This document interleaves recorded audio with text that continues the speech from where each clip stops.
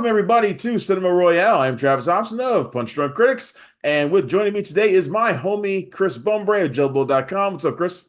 Hey, Travis, I'm in a hotel room. My art is usually not quite as gauche as that, the big Yes, mural of man's Chinese theaters. you're in a swanky LA hotel. Yeah, yeah, thank you. Swanky is, I know it's not. Tomorrow I will be, but the first night I'm Probably on you my will own be. dime. Today And you're but not. first night I'm on my own dime, and it's gonna be fucking Anyway, on today's show, we are talking taking a bike ride. the bike riders. I know we're taking a bike ride, which I would fall off of. We are talking The Bike Riders. This is the new film from Jeff Nichols. Can you believe it's been 7 years since he did Loving and Midnight I Special in thought the it was same years? 9. I thought it was 9. It's 9 years. Is It's it is nine it years. nine? Midnight Special and Loving both came out the same year, 2016. 9. Jesus Christ. You're right. I got my math Well, wrong. no, it's not 9 years. No, that was No, it 16. seems It's too long. 8 years. 8 years. Okay. Yeah, And this was done it's in still 2023, so it's it's 7. still a crazy long time. It doesn't feel like it's been that long since those two movies came out. I mean, if it hadn't been Actually, for the love it. pandemic, I feel like he probably would have put something else out. I'm sure it was hard for him to get, funding and stuff. Yeah, well, this is a movie that he's been wanting to do for a long time, apparently. The Bike Riders, set in the 1960s, 1969 to about 1973. It's based on the true story, captured by Danny Lyons in his uh, magazine series of photographs about the biker culture of that time. And the film stars Tom Hardy, Jodie Comer, uh, Austin Butler, of course, Michael Shannon. He's in every Jeff Nichols movie. I think he just showed up to hang out on the set, and they were like, "I may as well put him in." Probably did. Loads of people in this movie, and it's about a fledgling biker club that, over the course of time, evolves into something much bigger and something uncontrollable, something closer to a gang. With Tom Hardy's Jimmy leading the group, Austin Butler's Benny as sort of the James Dean rebel that cause, and It's like I said in my review, if you wanted to know what a movie would have been like starring Marlon Brando and James Dean, this is probably as close as you're going to get because Hardy is 100% channeling Brando and Butler is 100% channeling Dean. Absolutely, absolutely. And Comer as the biker wife to Benny. And there's sort of a power struggle between the three of them. Tom Hardy's character really wants Benny as his right hand man as he is, and she wants to get Benny out of the life. I'm going to start off and say just a little bit, and I'm going to hand it over to you. But I didn't know what to expect from this. I'm a big fan Yeah, I of know Jeff you weren't Nichols. super looking forward to Not it, super which is looking forward to opposite. it. I was really, really Right. excited. You were really hyped, and I was not. For a number of reasons, I just wasn't. It's not the biker culture is not really my thing. I don't really But care you about liked that most of his period. movies. I like all of his movies, Yeah, but this one just didn't really seem to appeal to me in any kind of a yeah. way. But I was surprised. I mean, it really kind of plays like a Goodfellas on two wheels in a lot of ways. Sprawling for a movie that's really kind of personal and small. And I feel like the performances were fantastic across the board. I wasn't sure how I was going to feel about Jodie Comer because she feels like she's doing like part Midwest Fargo, part Carmela Soprano, like a little bit of both. And at first, I don't think she was quite nailing the accent the way she wanted to. And then The it gets Illinois better. accent. It She's gets better. probably laying it on a little Yeah. too Little thick, thick. And eye then it rolling. gets better over time, her accent, Or and we she just get is a used to it. really, yeah, or get used to it. It's a really great performance from her. All the performances are great. And this movie, I think some of the characters are their storylines play out the way you kind of expect them to, especially Hardy's Jimmy. But I was compelled by every single bit of this, surprisingly. I feel like it's maybe a touch too long. Even though it's just under 2 hours, it feels longer. There may be a couple scenes that stretch on a little bit longer than they need to. Usually in the conversations between Kathy and Danny, played by Mike Faced, who we just saw in Challengers. Um, maybe some of those scenes go a little bit longer than you need to. But otherwise, I was into all of this surprisingly. I Yeah, really, really, really, really dug it. cool. I loved it too. I mean, I was looking forward to it. I wasn't disappointed. I wrote in my review. I actually kind of wished it had been longer because I liked being in that world and in that milieu. Hmm. I mean, I'm fascinated by that era. What a nerd. Use a word like milieu. We Milieu. don't use that. We Well, don't use that sort of I'm French. pinko commie language here. Get your smart, Pinko coffee may get that sound like stuff out of here. Canada. It was funny the way they kept using the word pinko all throughout the movie. It's really Well, funny. I mean, though, I'm fascinated by that era and by those kinds of tales and gangdom in general. I mean, if you look at, if you think about gangs, right, like regardless of the race or anything like that, there's a negative context around that around that word gang now, right? Which, is because I think people automatically associate with violence with organized crime, and that's certainly what bike culture has become, Yeah, and but if you look back at these gangs that were around in the 40s, 50s, 60s, it was people that were downtrodden that came together as families and fought for each other because nobody else would, right? I mean, if right. you look at most of the black gangs, as you know, that's what happened, right? It was people that were at each other's backs because nobody else had their backs, Yeah. and I And think that's how this group starts. It starts off as exactly. basically a group of misfits, a group of guys who don't fit in anywhere. They like bikes, that's all they know, and they like to talk about them, but they don't really fit in anywhere. In the 50s And and that 60s. also becomes a problem for them later too, Yeah. because you get other groups of people who don't really fit in anywhere who start coming Yeah. to your group, and that causes That's problems. the problem. Yeah, that's the problem. I mean, and it's also the intoxicating power of it, and it's like, that even Tom Hardy's character starts to succumb to, right? But then there's like that old-fashioned kind of bravado, in the movie where he's like fists or knives, Yeah, and that's like such an old school, the rebel without a cause type way of settling your issues, we're back when men were men, and you had to have something to back it up, and now it's just a gun to the head kind of dwarfs that, right? right. But I'm fascinated by gang movies, especially older gang movies, right? Like movies about older gangs. And so right off the top of it, I was fascinated by it. And it's something I've been looking forward to for a long time. I think Tom Hardy's great in it. He's always been Brando-esque to the point that it almost becomes parody. But I think if anybody was going to act in this movie, he's the obvious choice. Like it's the role he was born to play to some Yeah. extent. It's You funny. know, We used to we've used. I think that phrase gets used a lot for Tom Hardy, role he was born to play, for Mm. somebody who hasn't really played a real person since Al Capone. Yeah, no, he hasn't, and he feels more real in this What movie. year Like was that? it's like 2020? The Capone movie was that 2020? yeah, it was yeah, it was during the pandemic. It was during the summer of the pandemic, that first summer when it was one of the few movies that was coming out that we could talk about. I remember. It's But so rare to see him play somebody who's not a cartoon character in some well, kind he turned Capone into the ultimate cartoon character in that movie, though. of. I thought that's why I hated that movie because Al Capone It's was a not a great real movie. I guy. don't like that movie very No, much. and Al Capone, there's a fascinating story to be told there, and they told the worst possible version of that story that you could.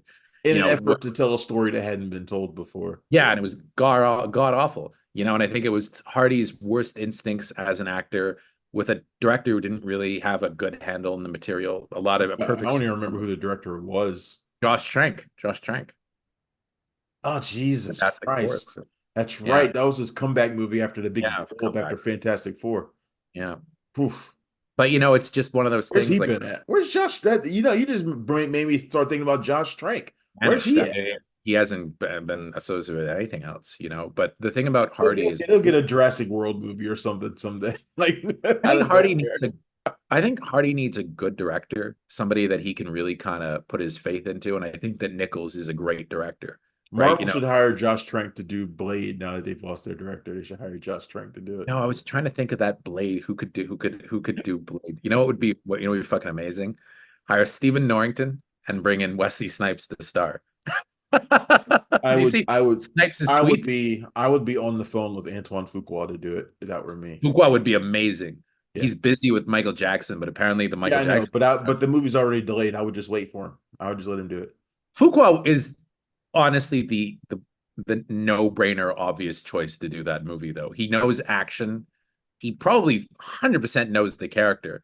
Like he's a superhero guy. Yep. I mean, like it's weird that he's not in the conversation, to be honest. Maybe he's almost like too big for Marvel. Like they want somebody they could control, but I feel like he would deliver a pretty They'll end up hiring somebody like an F. Gary Gray or somebody, or if he was still alive, they hire John Singleton.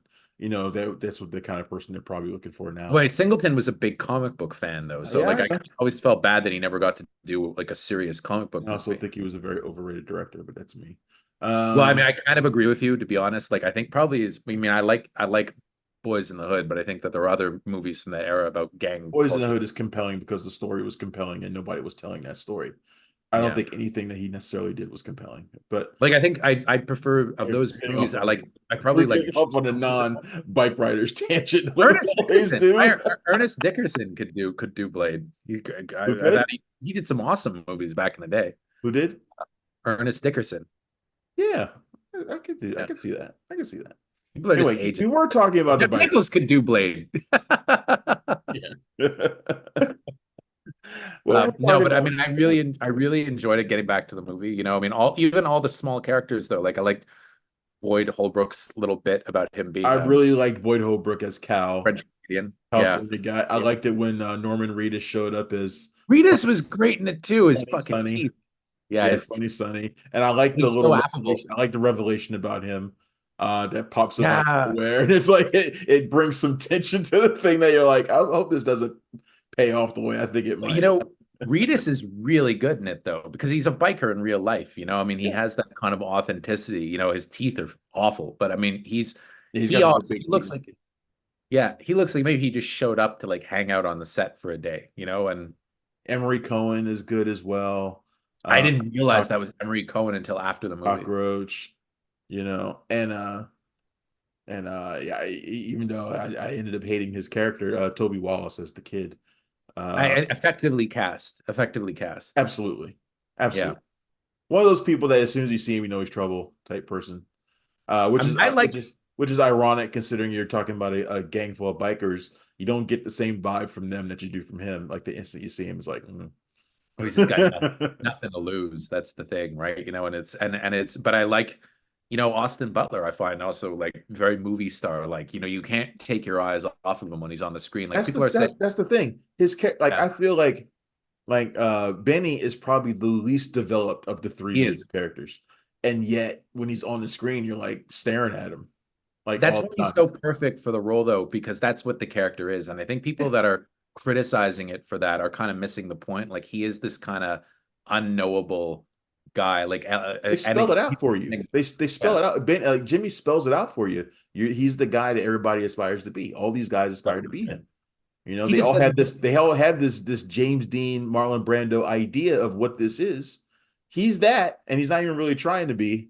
And that's exactly what they want. Well, I love the scene where he's like outrunning the cops and then he runs out of gas and he's just waiting for them having a cigarette and he's like laughing to himself about how Yeah. ridiculous it is. You know, like that's and nobody could pull that off but him. Like he really does have that movie star James Dean quality. I mean, after watching this, like I just read Heat 2 not long ago, Mhm. and like I really hope they cast him in the Val Kilmer role because that's the lead of Heat 2, and he Yeah. would be so amazing in that movie. Yeah. Yeah. He'd I be can totally see perfect. that. Oh, he'd be perfect because he looks like him. Even Don Winslow, who just signed him for another movie, wrote Yeah. on Twitter the other day, saying, "Oh, he can wait to do my movie because he's so perfect. He looks like Val Kilmer, I'm really especially hoping they with sign Benjamin." Butler to do the Top Secret remake. Oh, That's you would. I could see him doing it though. It'd be as Elvis. That'd be so funny. They're showing that again at the Alamo, and I was like, I've never seen Top Secret in a theater. Me neither. I'd love to see that in the theater. I always think of They're going to be you showing when it I'm at the Alamo Draft House, I think this month. I That's like, even give you my best movie I never saw, and I got like 200,000 views, and I mentioned you in it. I'm like, I'm doing this because of Travis Hobson, and it's like because I always think of you when I think of Top Secret. it is my all-time favorite comedy, and it will stay Skeet, that way. skeet surfing. Oh, little German, he's right over there. That was just my favorite line. It's so dumb. Anyway, oh man, but yeah, I was like I said, I was totally surprised by how much I really dug this movie. I'm surprised still now seeing it that Searchlight let it go in I don't get it. 2023, let it go and It focus. would have been a big hit for them on streaming at least. Like I don't know how well it'll do for Focus because I feel like Focus just doesn't have the distribution that they used to. But I think that I think Disney had sold it the right way, especially, like it would have been a big movie on streaming probably, I think they're smart to focus on the star power of it. Yeah. The I hope it does bike well. culture, the bike culture has exploded in this country the last few years. I feel like there's a real discontent And I think like these movies they thrive on the discontent of the people. It's like these cultures do.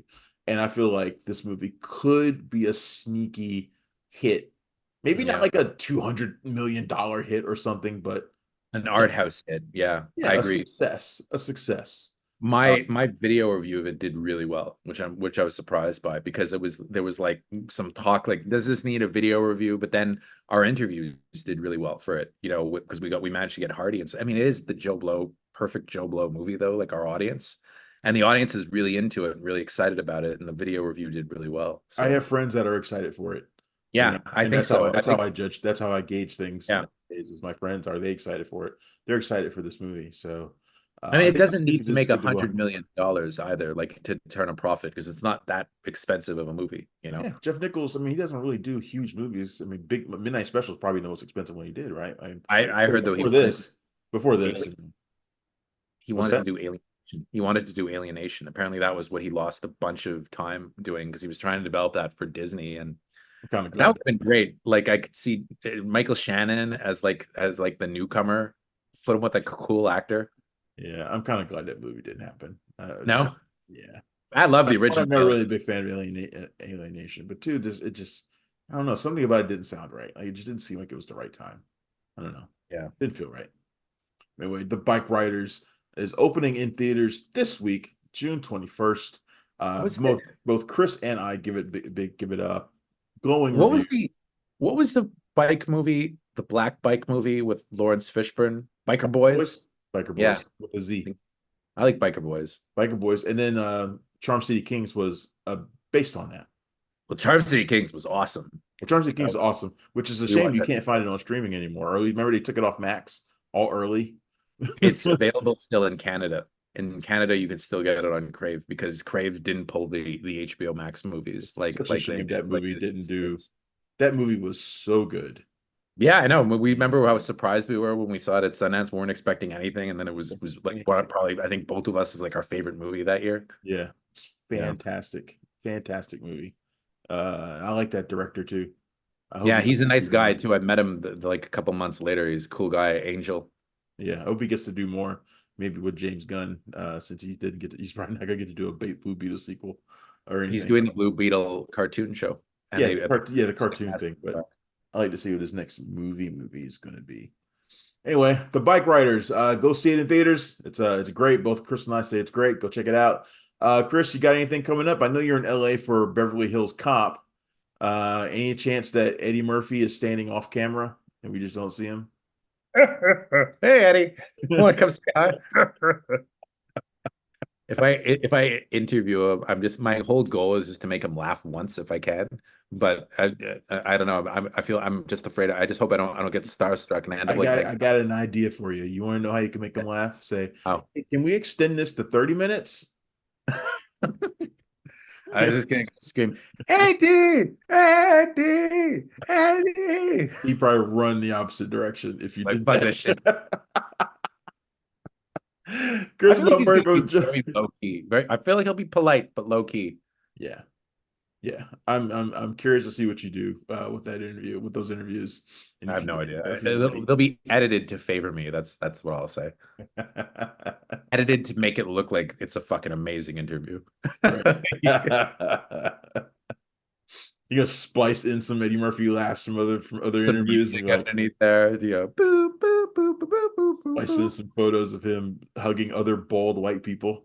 Yeah, it's Hey, my look how favorite. friendly we are. Yeah, we're best buds. Starring in 48 hours, this 48 hours sequel. Oh God. Oof. All right. Anyway. All right. So this I'm JoeBlo.com, Chris Bumbry. enthusiastic about that idea. Will you let me wrap up the show, man? They could do the golden child too. I could be the golden child. That'd be so good. You could be the ivory child, his brother. But you couldn't be Yeah. anything else. You can play All my right. dad. He's old enough to be my father. Somebody was asking me yesterday how old Eddie Murphy is. I was like, he's got to He's be born like, in 60. He's old. He could be my father, a very young father, but he could be my father. yeah, yeah. You know what he needs to do? He needs to make a cameo in like Bad Boys 5.